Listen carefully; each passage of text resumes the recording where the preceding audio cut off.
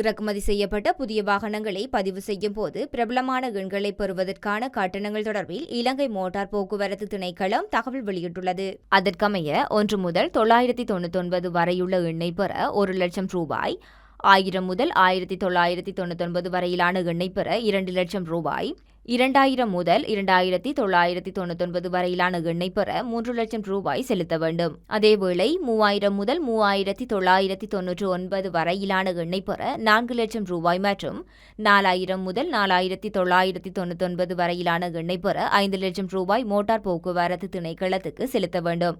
மேலும் 5000 முதல் 9999 வரை விருப்பமான எண்ணை பெற கொள்வனவாளர்கள் 10 லட்சம் ரூபாய் செலுத்த வேண்டும் என தெரிவிக்கப்பட்டுள்ளது.